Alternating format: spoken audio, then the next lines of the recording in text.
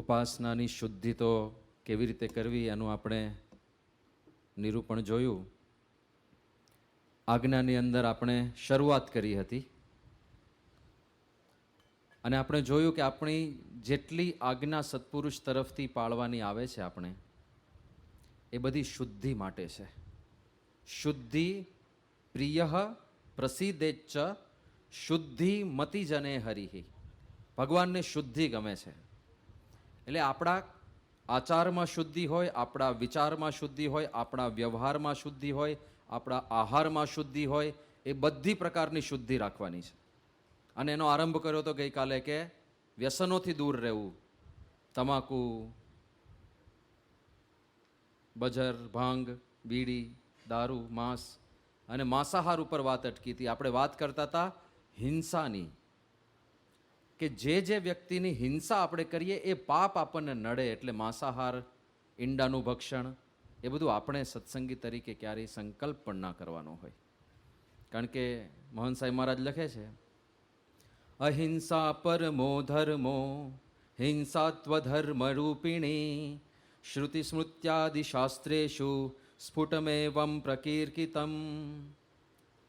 કે અહિંસા એ પરમ ધર્મ છે. એટલે પહેલો ધર્મ અહિંસા આવશે. મન, કર્મ અને વચને કોઈનું પણ હિંસન, કોઈની પણ હિંસા ચિંતવવી પણ નહીં. મન, કર્મ, વચને આવે છે. એટલે મનમાં પણ કોઈને માટે એવો સંકલ્પ નથી કરવાનો કે આનું ખરાબ થઈને આને બે લાફા મારી દઈએ. મનમાં પણ નહીં. શ્રીજી મહારાજને પ્રશ્ન પૂછાયો છે વચનામૃતમાં કે મહારાજ મનોમન જે કર્મ થાય છે એનું ફળ મળે છે? શ્રીજી મહારાજ કે મળે તો છે, પણ જીવને બળ દેવા સારું આપણે ના પાડીએ છીએ કે નથી મળતું. બાકી એ પણ કર્મ લાગે છે. કારણ કે કોઈ મર્યાદાને લીધે તમે કૃત્ય ના કર્યું, બાકી મનોમન તમે કોઈકને લાફો માર્યો એટલે મારી જ દીધો છે. એટલે મનમાં પણ શુદ્ધ રહેવું, ત્યાં સુધી પહોંચવાનું છે. હિંસાની ના એટલા માટે કારણ કે આપણા ઉપર જે સંસ્કારો પડે છે ને એ બે પ્રકારના પડે છે. એક આપણે જ્ઞાન ઇન્દ્રિય દ્વારા જે અંદર નાખીએ છીએ એનાથી સંસ્કારો પડે છે, અને બીજું કર્મેન્દ્રિય દ્વારા આપણે જે કાર્ય કરીએ છીએ એના સંસ્કારો પડે છે. બીજી રીતે સમજાવું, જ્ઞાનેન્દ્રિય દ્વારા આપણે જે જોઈએ, સાંભળીએ, ખાઈએ, અડીએ, સૂંઘીએ એની આપણા અંતઃકરણ ઉપર અસર થાય છે. એમાંની અમુક તો એવિડન્ટ છે. દાખલા તરીકે દારૂ પીધો, સીધી અસર થાય છે ને. મન ઉપર અસર થાય, શરીર ઉપર અસર થાય, વિચારો ઉપર અસર થાય.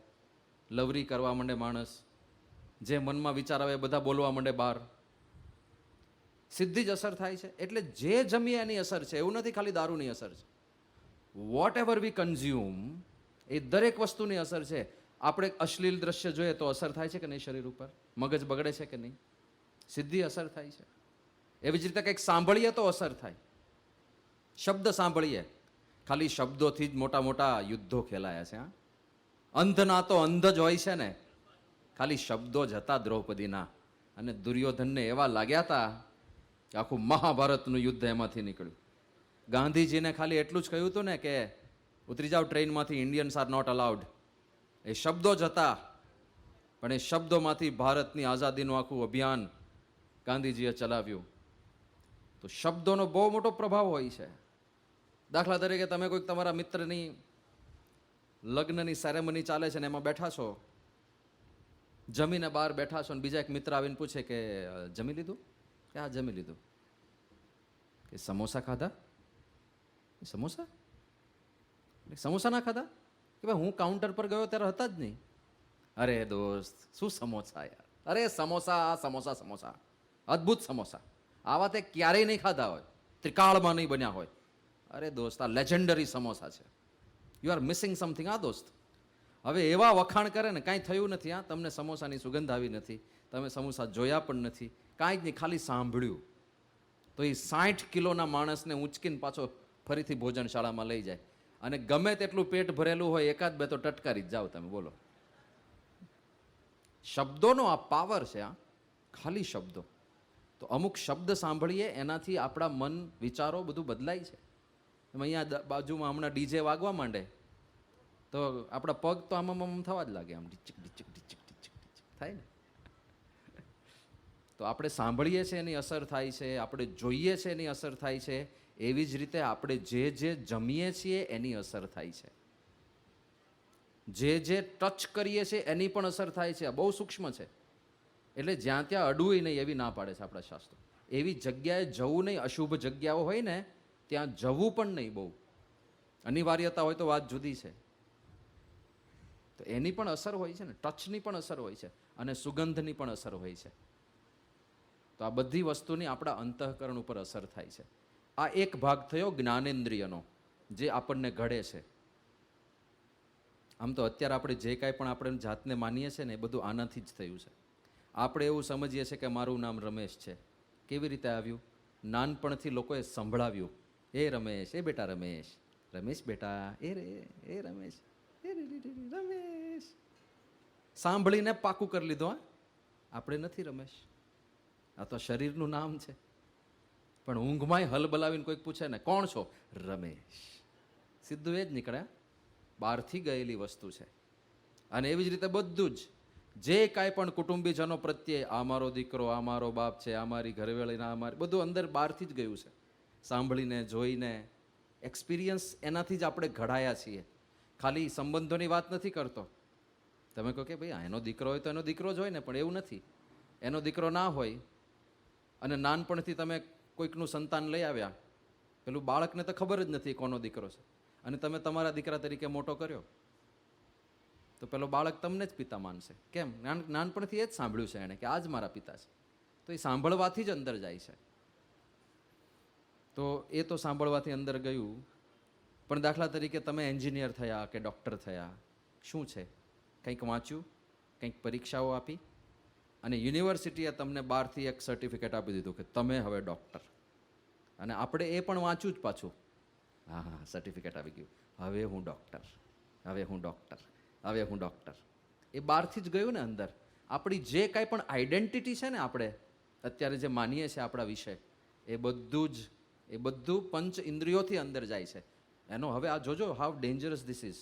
એટલે જો આપણે ખોટી દિશામાં લઈ જઈએ તો આપણે જે જોઈએ છીએ, સાંભળીએ છીએ, જમીએ છીએ, વાંચીએ છીએ, અડીએ છીએ, એમાંથી જ આપણે બનીએ છીએ. આપણે આપણી જાતને જે સમજીએ છીએ એ બધું અહીંથી અંદર ગયેલું છે.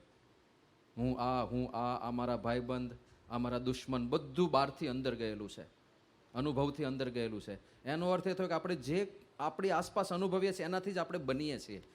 હવે કેટલું ધ્યાન રાખવું પડે કે જો તમે અશુદ્ધિ નાખશો અંદર તો અશુદ્ધ જ બનશો, અને જો પરમ શુદ્ધિ અંદર નાખશો તો પરમ શુદ્ધ બનશો. એટલે આ જરૂરી છે. એટલે જ્ઞાનેન્દ્રિય વાળો એક ભાગ છે. બીજો ભાગ કર્મેન્દ્રિય વાળો છે. જેવું કરશો એવું પણ બનશો. કર્મ, તમે હાથે કરીને કોઈકને લાફો મારશો, એ લાફો વાગવાનો છે. કેમ? તો એમાં બીજાની પીડા છે ને એ તમારા ઉપર શાપ રૂપે આવે છે. તમે કોઈક નિર્દોષ માણસને લાફો માર્યો, એ તમને સામો મારી શકે એમ નથી. હિંસા થઈ આપણાથી. પેલો વ્યક્તિ સામો મારી શકે એમ નથી. એટલે એના અંતરમાં જે પીડા થાય ને, એ પીડા શાપ રૂપે આપણા ઉપર આવે સીધી જ. અને એ કર્મ ભોગવવું પડે. આપણે ભીષ્મ પિતામહની વાત કરી હતી. ગમે તે હોય, તમે કદાચ ભીષ્મ પિતામહ ભલે હો, તમે કદાચ ભગવાનના પિતા ભલે હો. દશરથ રાજા, શ્રવણના અંધ મા બાપ જ્યારે કાવડમાં બેસીને જંગલમાં શ્રવણ દ્વારા લઈ જવાતા હતા, રસ્તામાં અંધ મા બાપે કહ્યું કે બેટા તરસ લાગી છે, પાણી થોડું પાઈ દે. અને શ્રવણ પાણી પીવા માટે ત્યાં કાવડ ઊભી રાખે છે, એના માતા પિતાને ત્યાં બેસાડે છે. માટલું લઈને નદી કિનારે પાણી ભરવા જાય છે. એ જ વખતે રાજા દશરથ જંગલમાં પ્રેક્ટિસ કરતા હતા બાણ ચલાવવાની, અને એમાં શબ્દવેધી બાણ ચલાવવાની પ્રેક્ટિસ કરતા હતા. શબ્દવેધી બાણ કોને કહેવાય? કે ખાલી અવાજ આવે અને તમે બાણ છોડો તો પણ એ નિશાનને વિંધે. અવાજને આધારે પાણીનો અવાજ આવે, અમને થયું કોઈ હરણ પાણી પીતું લાગે છે, અને એમણે બાણ છોડ્યું, સીધું શ્રવણની છાતીમાં લાગ્યું અને ચીસ પાડી શ્રવણે. એ જ્યારે દશરથ રાજાએ સાંભળી, એમને થયું કે આહા, તો મોટો અપરાધ થઈ ગયો. કોઈક મનુષ્ય મારા બાણથી વિંધાઈ ગયો. અને દશરથ રાજા દોડ્યા છે. એ પણ કેવી ધર્મનિષ્ઠા કહેવાય આ રાજાઓની. બાકી આજકાલ ખબર છે કે મારી ગાડી અડી પેલાને, ટક્કર લાગીને જમીન પર પડ્યો ને લોહી લુહાણ થઈ ગયો, તો ભૂક કરીને બહાર કાઢ મૂકે, ભાગી જ જાય. ઊભા રહેવાનું નામ નહીં. હિટ એન્ડ રન કે છે ને, હિટ એન્ડ રન. દશરથ રાજાએ જોયું કે મારા બાણથી ભૂલમાં કોઈક મનુષ્ય વિંધાયો છે, ચલો જાઓ, કદાચ બચી શકે એવું હોય તો બચાવી લઉં, કંઈક હાથમાં બાણ વાગ્યું હોય, પગમાં વાગ્યું હોય તો બચી જશે. અને દોડીને ગયા દશરથ રાજા, જોયું છાતીમાં બાણ વાગેલું. અને શ્રવણ કોઈ રીતે બચે એમ હતા નહીં. પણ મરતા મરતા એક માતા અને પિતાના આદર્શ ભક્ત કેવા હોય, માતા પિતાના સેવક કેવા હોય, એનો એક આદર્શ શ્રવણે પ્રસ્થાપિત કરેલો છે. મરતા મરતા શ્રવણે કીધું કે રાજા સાહેબ, હું તો મૃત્યુ પામું છું, પણ મારા અંધ મા બાપ તરસ્યા છે, અહીંયા નજીક બેઠા છે. મારી છેલ્લી ઈચ્છા એ છે, આ પાણી એમના સુધી પહોંચાડી દેજો. અને આટલું કહીને શ્રવણે છેલ્લા શ્વાસ લીધા. અને રાજા દશરથ પેલી પાણીની ભરેલી માટકી લઈને જાય છે ત્યાં. કયા મોઢે અંધ મા બાપને માત કરે કે તમારો એકમાત્ર પુત્ર જે તમને યાત્રા કરાવવા નીકળ્યો હતો એ મારા બાણે હણાયો છે, કેવી રીતે વાત કરે?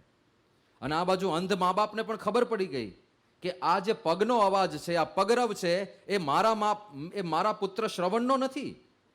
એટલે અંધ મા બાપ આક્રંદ કરતા કરતા પૂછે છે કે કોણ છો તમે?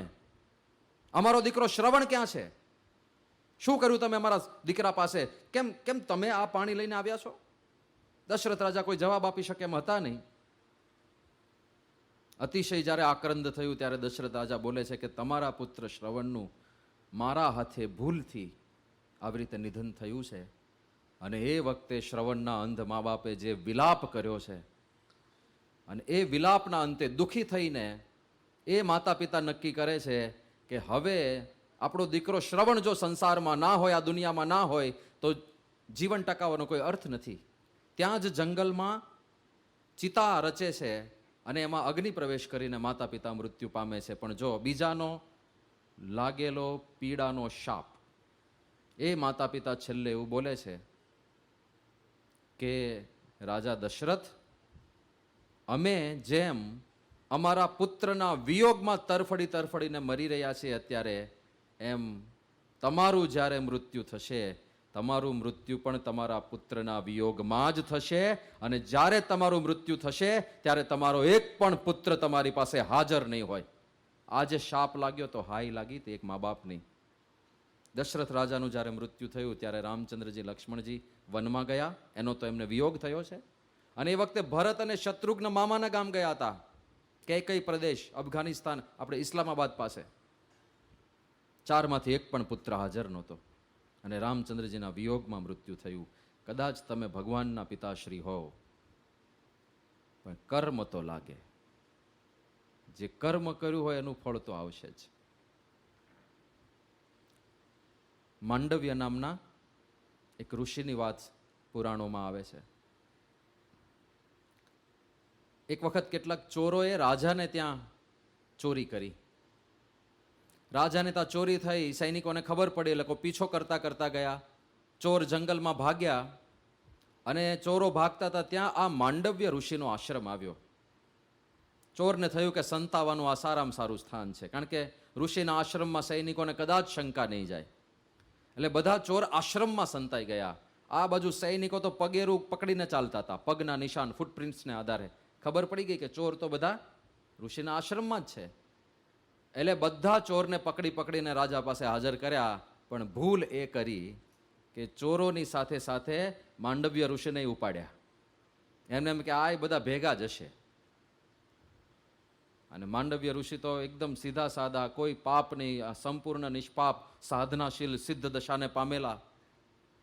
તો બધા ચોરને દરબારમાં હાજર કરવામાં આવ્યા. અને બારોબાર જે ચોરી કરીને આવ્યા, પકડાઈ ગયા તો ફાંસીએ, સૂળીએ જ ચડાવી દો બધાને. અને બધાને સૂળીએ ચડાવી દેવામાં આવે. એની ભેગા માંડવ્ય ઋષિને સૂળીએ ચડાવી દીધા. હવે એ વખતે સૂળી એટલે એકદમ અણીદાર શૂળ, આપણે જેમ કાંટો હોય છે ને, બાવળનો કાંટો, એવો એક અણીદાર લોખંડનો સોયો હોય. એના ઉપર માણસને આખો પોરવી દેવામાં આવે. અને એ એના વજનથી જ નીચે આવે અને ધીમે ધીમે રીબાઈને મરે. આવી રીતે શૂળીએ ચડાવવાની સજા આપવામાં આવતી. બધા ચોરને શૂળીએ ચડાવવામાં આવ્યા, બધા મૃત્યુ પામ્યા. પણ માંડવ્ય ઋષિ શૂળી ઉપર પલાઠી વાળીને બેઠા છે અને ધ્યાન કરી રહ્યા છે.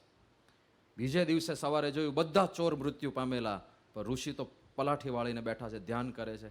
બધા સૈનિકોએ જોયું કે ભાઈ આ તો કોઈ પ્રતાપી સંત છે અને આપણાથી આટલો મોટો અપરાધ થઈ ગયો. રાજા સાહેબને બોલાવ્યા. રાજા સાહેબે દંડવટ કર્યા કે ઋષિવર માફ કરી દો, તમારો અપરાધ મને થઈ ગયો, અમને ખબર નહોતી કે તમે આ ચોરની ભેગા ભૂલથી આવી ગયા છો. ઋષિ કે બીજી બધી વાતો પછી કરો, પહેલા મને અહીંથી નીચે તો ઉતારો. હવે થયું તો એવું કે શૂળી એમના શરીરમાં પ્રવેશ નહોતો કરી શક્યો. આખી શૂળીએ પ્રવેશ નહોતો કર્યો કારણ કે સાધના હતી. પણ શૂળીની અણી છે ને એ અંદર પ્રવેશ કરી ગઈ હતી અને અણીમાંથી ઋષિને બહાર કાઢવા સૈનિકોએ બહુ પ્રયત્ન કર્યો, પણ નીકળ્યા જ નહીં. છેવટે અણી કાપી નાખી અને અણીનો ભાગ ઋષિના શરીરમાં રહી ગયો અને એની પીડા કાયમ થતી રહેતી હતી. ત્યારથી એ ઋષિ અણી માંડવ્ય ઋષિ તરીકે ઓળખાયા. પણ પછી એ ભગવાન પાસે ગયા કે ભગવાન આવું કેમ, મેં એવું કયું પાપ કર્યું છે મારા જીવનમાં? હું તો પરમ શુદ્ધ પહેલેથી સાધના કરું છું, મેં કોઈનું ખોટું ચિંતવ્યું નથી, તો મને આ અણીનું દુઃખ કેમનું આવ્યું? શું કામ અણી કાઢો છો તમે લેવા દેવા વગર બીજાની? ને ત્યારે ભગવાને કહ્યું કે માંડવ્ય, તમારા એક બાળપણની ઘટના યાદ કરો. તમે શું કર્યું હતું પ્રભુ? યાદ કરો. ચોમાસાની ઋતુ હતી, બધા પતંગિયાઓ ઉડતા હતા અને એમાંથી તમે એક પતંગિયું પકડ્યું અને જિજ્ઞાસા ખાતર બાવળનો કાંટો લઈને પતંગિયાની પાછળ તમે કાંટો ભરાવ્યો તો યાદ છે? કે હા પ્રભુ, એ ભૂલ તો થયેલી. ભગવાન કે એ જ ભૂલની આ સજા છે. કર્મ વગર ક્યારેય ફળ ના મળે અને કર્મ કર્યું હોય એનું ફળ મળે જ, એટલે આ અણી વાગી છે તમને.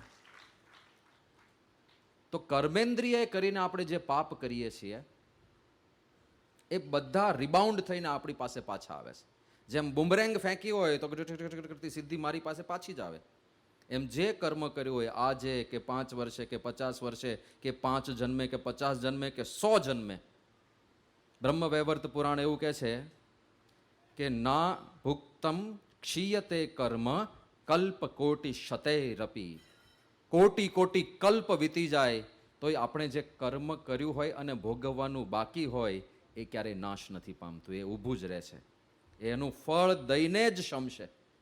એટલે કર્મ કરવામાં બહુ ધ્યાન રાખવાની વાત છે. નારાયણ દાસે કહ્યું છે ને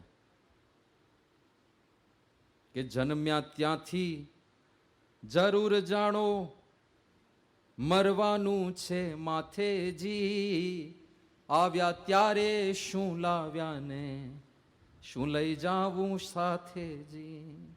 કે સવાર થાય ને સાંજ પડે છે, દિન ઉપર દિન જાય જી, આજકાલ કરતા આવરદા જોને ઓછી થાય જી. કે એક જન્મે ને એક મરે છે, સ્થિર નથી કોઈ ઠરવાજી, મરી ગયા તે જન્મ ધરે ને જન્મ ધરે તે મરવાજી. કે સંસાર સઘળો કાળ ચવાણું કર્મવશ નર નારીજી, દાસ નારાયણ કહે છે ભાઈઓ કર્મ કરો વિચારીજી.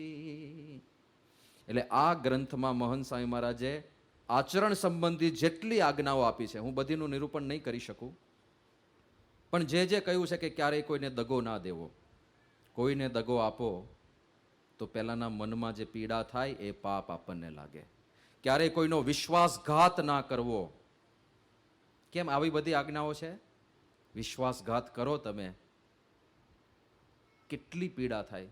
તમે દાખલા તરીકે પાર્ટનરશિપમાં ધંધો શરૂ કર્યો અને તમારો પાર્ટનર તમારી સાથે વિશ્વાસઘાત કરે અને જેટલું પણ ઇન્વેસ્ટમેન્ટ તમે કર્યું હોય 30 લાખ 40 લાખ 50 લાખ એ બધું લઈને પોતાના અકાઉન્ટમાં નાખીને ભાગી જાય તો કેટલા દિવસ તમારી ઊંઘ ઉડી જાય? વિશ્વાસઘાત માણસને જે પીડા આપે છે ને એને ભોગવવાની થાય જ. આજકાલ કર્મના સિદ્ધાંત અને પુનર્જન્મની મજા એ છે કે જેમ જેમ આ ટેકનોલોજી આવતી જાય છે એમ અમુક પ્રસંગો બહાર બહુ પ્રસરતા જાય છે. એને લીધે આપણને ગૌરવ થાય કે આપણા શાસ્ત્રોમાં તો આ વર્ષોથી લખેલું, અરે શું કહેવાય, હજારો વર્ષોથી લખેલું છે. દાખલા તરીકે અત્યારે મનોવિજ્ઞાનમાં, મનોચિકિત્સાની અંદર પાસ્ટ લાઈફ રિગ્રેશન થેરાપી નામની એક થેરાપી ચાલે છે. કદાચ તમારામાંથી કોઈકે સાંભળ્યું હશે.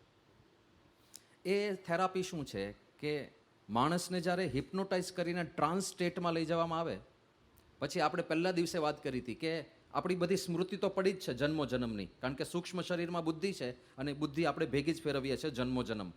તો બધી મેમરી પડી છે, પણ નવો જન્મ થાય ત્યારે ભગવાન પડદો નાખી દે છે.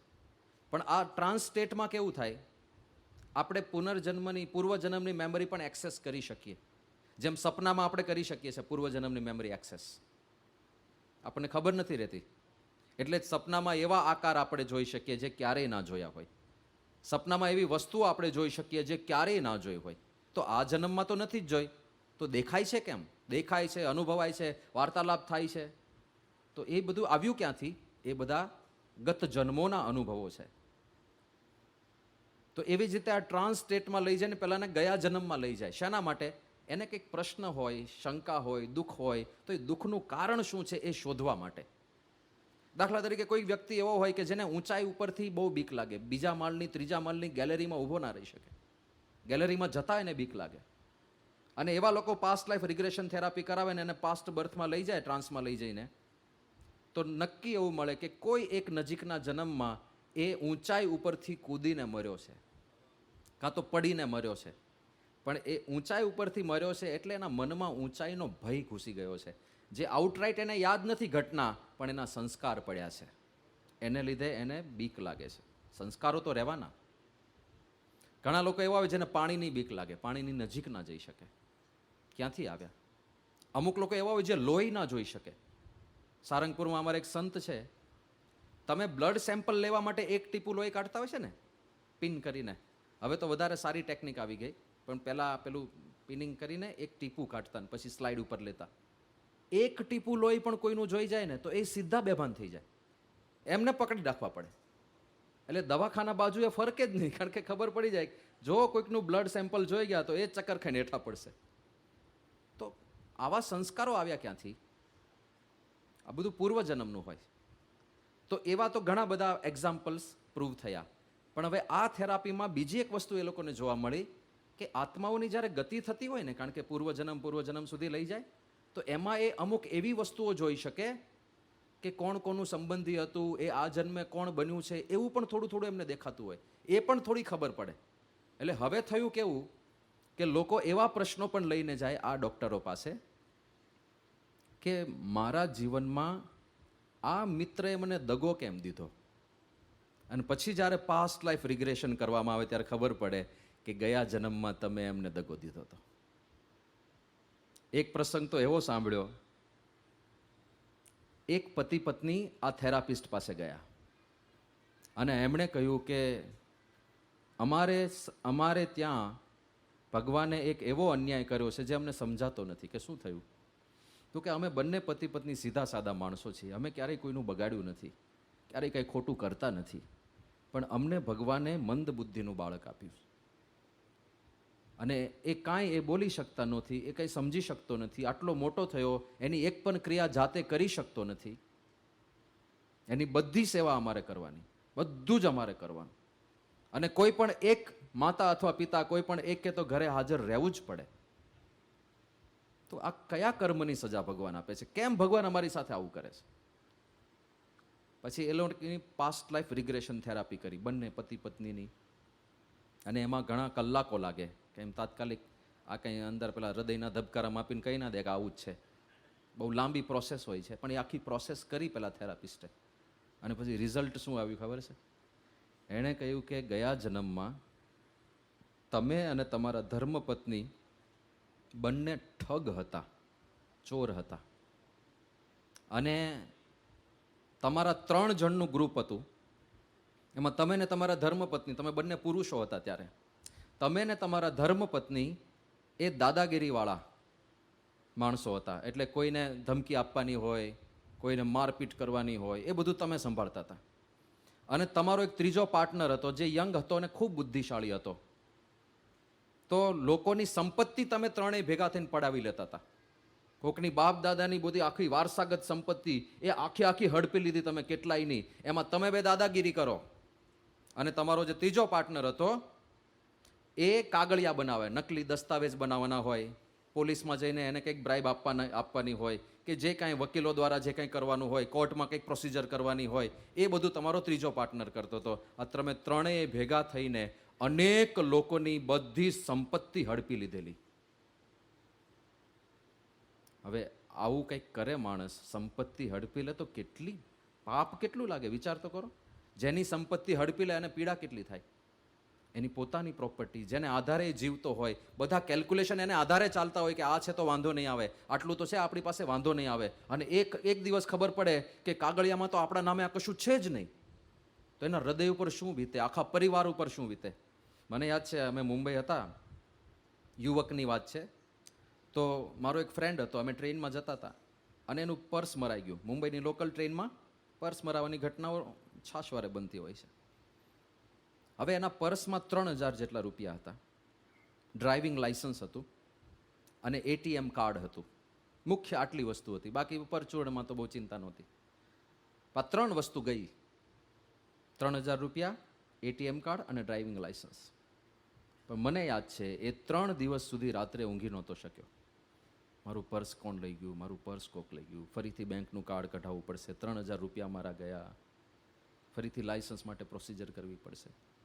હવે ખાલી એક પર્સ મરાતું હોય કોઈ માણસનું, અને એ વ્યક્તિ 3 દિવસ સુધી ઊંઘી ના શકતો હોય, જેની વારસાગત પ્રોપર્ટી કોઈ એમનેમ પચાવી પાડે અને અચાનક એને ખબર પડે કે કાગળિયામાં કશું મારે નામ છે જ નહીં, તો એને કેટલી પીડા થાય. અને બધી પીડા શાપ રૂપે ના આવે કે આ જેટલા લોકોને તમે દુઃખી કર્યા છે, લૂંટીને, છેતરીને, ઠગીને, એ બધાયના શાપ તમને લાગ્યા છે, એટલે તમારે ત્યાં આવા પુત્રનો જન્મ થયો. તો ત્યારે આ લોકોએ પૂછ્યું કે તો અમે બે જ ને, અમારો ત્રીજો પાર્ટનર જે હતો બુદ્ધિશાળી, એનું શું થયું? તો કે એ જ તમારો આ દીકરો ગયા જન્મે બહુ બુદ્ધિ વાપરીને, તો આ જન્મે ભગવાને બધા બુદ્ધિના બારા સીલ કરી દીધા છે, હવે વાપરો બુદ્ધિ તાકાત હોય તો. એટલે કે હવે તમે 3 પાર્ટનર અંદર સમજી લ્યો, આ રિવર્સિબલ પ્રોસેસ નથી, કારણ કે થઈ ગયું, done is done, it can not be undone. આ તમે પ્રાયશ્ચિત્ત કરી શકો, પસ્તાવો કરી શકો, ભગવાનને પ્રાર્થના કરી શકો, એ બધું થાય. પણ જે થઈ ગયું એ તો હવે હસતા ભોગવો કે રડતા ભોગવો, તો ભોગવવું તો પડે જ. એટલા માટે અહીંયા જે વાત કરે છે ને, આમાં 2 પ્રકારની જ આજ્ઞા છે. તમે કોઈ પણ આજ્ઞાની એનાલિસિસ કરજો, મોહન સાંઈ મહારાજે આપણને જે કરી છે, કોઈ પણ આજ્ઞાની એનાલિસિસ કરશો તો એમાં કોઈક આજ્ઞાની અંદર એવી આજ્ઞા હશે કે જેમાં બીજો જીવ દુઃખી થતો હોય, અને કોઈક આજ્ઞા એવી હશે કે જેમાં આપણી અંદર અશુદ્ધિ જતી હોય. આ 2નો જ નિષેધ હશે.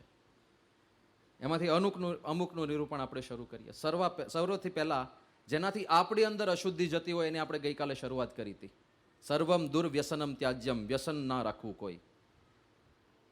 પછી એનાથી સૂક્ષ્મમાં જાય છે, લસણ ડુંગળીનો ત્યાગ શું કામ આવે છે? તમોગુણી આહાર છે. પછી એનાથી આગળ જાય છે, પાતવ્યમ ગાલિતમ પેયમ જલમ દુગ્ધાદિકમ તથા ખાદ્યમ પાનમ અશુદ્ધમ યદ ગૃહણીયાદ વસ્તુ તન્નહી. હવે એના કરતા સૂક્ષ્મમાં જાય છે મહંત સ્વામી મહારાજ કે પાતવ્યમ ગાલિતમ પેયમ, કોઈ પણ પીણું પીવો, દૂધ હોય, પાણી હોય, એ ગાળીને પીવું. આ તો હેલ્થ માટે છે. અને હેલ્થ ઉપરાંત દૂધમાં કદાચ જીવાત આવી ગઈ હોય, પાણીમાં કદાચ થોડા જીવજંતુ આવી ગયા હોય, એ ફિલ્ટર થઈ જાય તો આપણા પેટમાં જઈને ના મરે. 2 રીતે, હેલ્થની રીતે તે બરાબર છે. તો આપણે સત્સંગી તરીકે નળમાં ગરણું હોવું જ જોઈએ. જે નળનું પાણી રસોઈમાં વપરાતું હોય એમાં ફિલ્ટર હોવું જોઈએ. ગાળેલું પાણી જ પીવાનું હોય છે, ગાળેલું પાણી જ રસોઈમાં વાપરવાનું હોય છે. એટલે એ એક તો ધ્યાન રાખવાનું. બીજું, દૂધ જે ઘરમાં આવે એને પણ ગાળીને વાપરવાનું. પણ એ બધું તો થતું જ હોય છે, એમાં તો બહુ કહેવા જેવું નથી. આ જે બીજી પંક્તિ છે ને, ત્યાં થોડો ભાર આપવા જેવો છે. ખાદ્યમ પાનમ અશુદ્ધમ યદ ગૃહિણીયાદ વસ્તુ તન્નહી. જે ખાદ્ય સામગ્રી અને જે પીણું અશુદ્ધ હોય એ ક્યારેય અમારા આશ્રિતોએ ના લેવું. હવે અહીંયા પ્રશ્ન છે, કેમ પ્રમુખ સ્વામી મહારાજ અતિશય આગ્રહ કરતા કે બહારનું લારી ગલ્લાનું જે તે રેસ્ટોરન્ટનું ન ખાવું? કેમ આવી વાતો? કારણ કે એની શુદ્ધિની આપણને ખબર નથી, એ કેવી રીતે બન્યું છે આપણને ખબર નથી. ભગવાન સ્વામિનારાયણ તો ત્યાં સુધી કહ્યું કે જે વૈદ્યનું આચરણ ના જાણતા હોઈએ એ વૈદ્યની પાસેથી દવા ના લેવી, કારણ કે એણે દવામાં શું નાખ્યું છે ખબર નથી. તો દવા લેવાની પણ ના પાડે છે, તો ખાવાનું તો ક્યાંથી હોય? અને હમણાં જે અમુક વસ્તુ આવે છે બહાર, આપણને ખરેખર થાય કે જે વસ્તુ આપણે નજરે બનતા ના જોયું હોય ને એ ક્યારેય ખવાય જ નહીં, એવું થઈ જાય. અત્યારે કેવું કેવું આવે છે બધું. સુરતની અંદર સમોસા ખવાતા હતા, હિન્દુ વિસ્તારમાં ખવાતા સમોસા હતા, અને પોલીસને ક્યાંકથી સમાચાર મળ્યા હશે, ઇન્વેસ્ટિગેશન કર્યું, સમોસા ખોલીને અંદર જોયું, તપાસ કરી, ખબર પડી એ સમોસામાં બટેટાના મસાલાની સાથે ગાયનું માંસ ભેળવીને વેચવામાં આવતા હતા. ખબર જ નથી લોકોને. આખા ષડયંત્રો ચાલે છે બોલો ભ્રષ્ટ કરવા માટે. તો હવે આવું કંઈક આપણે ખાઈ લીધું, આપણને તમે કહે અરે બનાવો, બે સમોસા બનાવો, ચાલો બનાવો, ગરમા ગરમ, હા ગરમ રાખજો અને ચટણી વધારે આપજો પાછા. એટલે શું ખાઓ છો તમને કંઈ ખબર જ નથી. કોણે બનાવ્યું, કેવી રીતે બનાવ્યું, એ લોટ ચાળ્યો છે કે નહીં, એમાં ગાળેલું પાણી વાપર્યું છે કે નહીં, એમાં શું શું નાખ્યું છે ખબર નથી. બાકી બીજા પણ તમે આમાં તો આ તો તમે સાંભળ્યું હશે કે પોતાને ત્યાં જ વારે વારે કસ્ટમર આવે એટલે ઘણીવાર ડ્રગ્સ ભેળવવામાં આવે છે.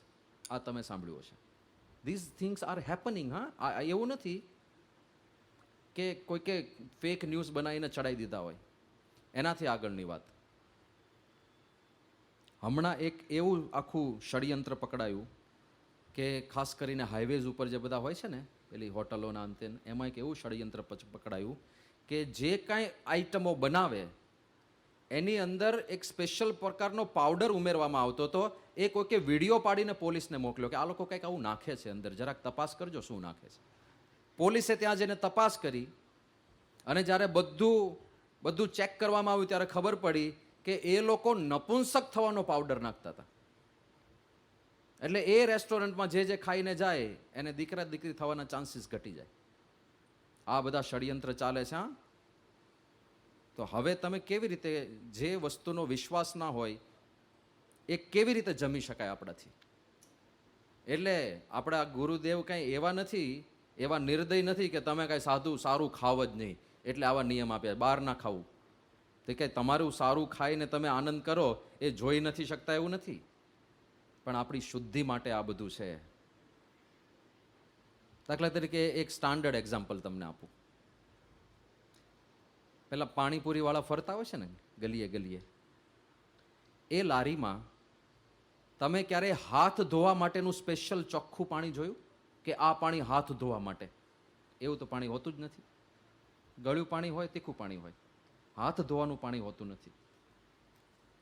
તો જે છોકરો પાણીપુરી તમને બનાવીને આપે છે એને ક્યારેય ખજવાળ નહીં આવતી હોય? એક કાનમાં આંગળી નહીં નાખતો હોય, એના નાકમાંથી ચીકણું સુંદર પ્રવાહી નહીં નીકળતું હોય? તો હાથ ધોવાનું તો કંઈ સાધન છે નહીં, તે ક્યાં ધોતો હશે? તીખું પાણી, ગળ્યું પાણી, અને પછી તમને આપે આમ, અને આપણે કહે અરે યાર આવું પાણી ઘરે નથી બનતું, ક્યાંથી બને? તો આવું બધું થોડું થોડું નાખો તો કદાચ આવે સ્વાદ.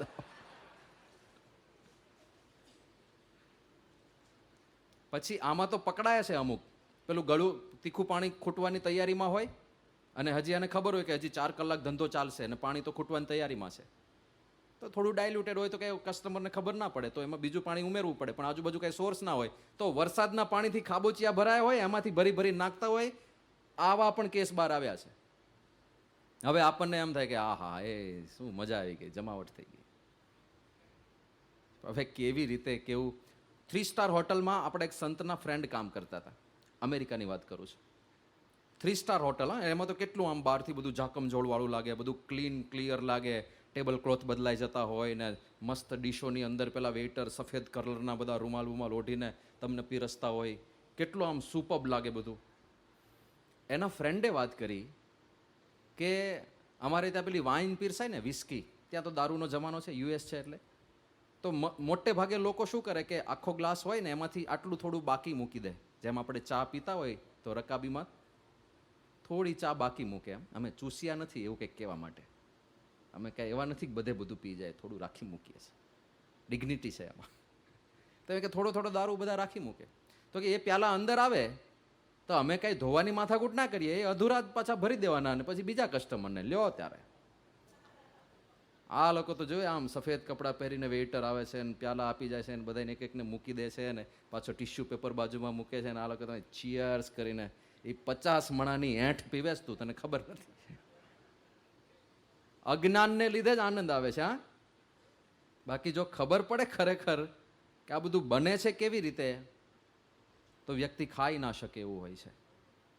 એટલે આપણે એક સત્સંગી મહિલા શાક માર્કેટમાં શાક લેવા ગયા અને એમણે ત્યાં દુકાને જોયું, જે દુકાનથી રોજ શાક લેતા હતા ત્યાં જોયું કે ટમેટા અને બટેટા બધા સારા સારા વીણી લે ને, કોઈ પણ કસ્ટમર જાય સારું સારું વીણી લે, તો છેલ્લે જે વધ્યા હતા તો એ બધા સાવ થોડાક બગડેલા હોય, થોડા વાસ મારતા હોય, એવું બધું વધ્યું હતું.